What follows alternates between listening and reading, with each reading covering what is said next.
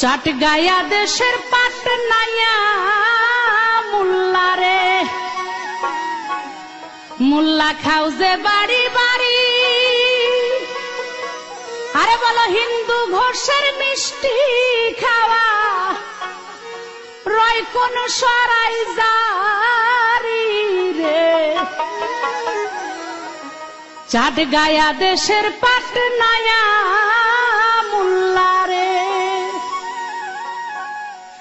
খাও যে বাড়ি বাড়ি।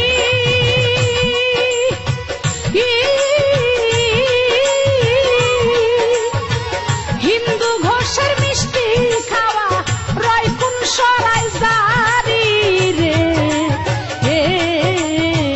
চাটগাঁয়ের পাটনায়া মুল্লা রে।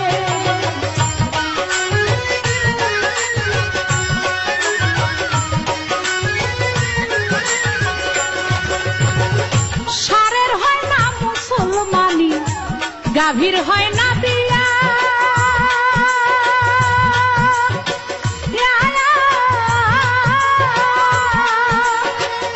সেই গাভীর দুধ খাও মোল্লা কোন শরীয়ত দিয়া রে। চাটগাঁয়ের পাটনায়া মুল্লা রে, মুল্লা খাও যে বাড়ি বাড়ি।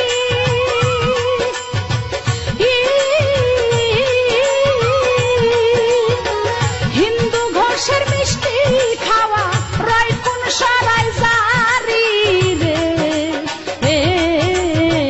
চাটগাঁয়ের পাটনায়া মুল্লা রে।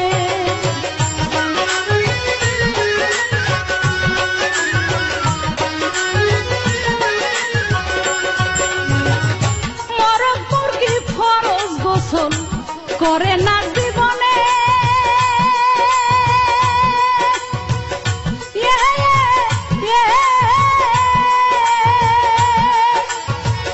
সেই মুরগির ডিম খাও মোল্লা বলো কোন বিধানে রে।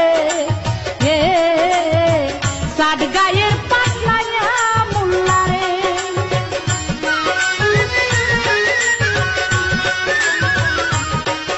আমি এই কথাগুলি বলতাম না, শরীয়তের অনেক আইন দেখাইছে আমাকে, সেই কারণে তাদের আইন সম্পর্কে আমি কিছু বলছি আমার গানের মধ্যে। আশা করছি আপনি কষ্ট পাবেন না।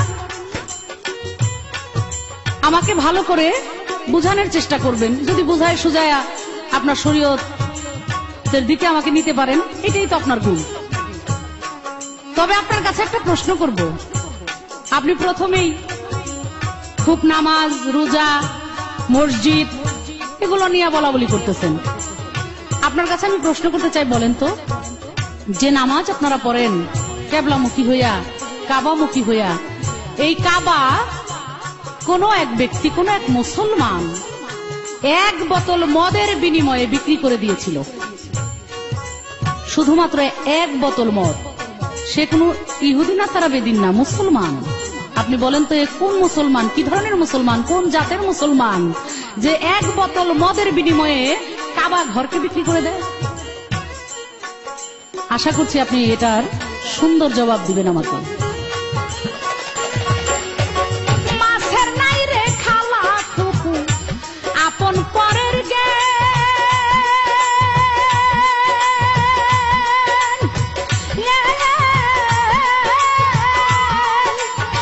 মমতাজ কয় সেই মাছ খাওয়া যায় হইল কেন রে।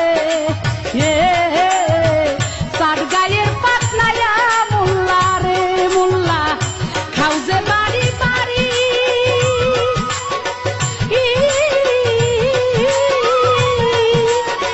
হিন্দু ঘোষের মিষ্টি খাওয়া রয় কোন সরাই জারি রে। চাটগাঁয়ের পাটনায়া মুল্লা রে, তুমি চাটগাঁয়ের পাটনায়া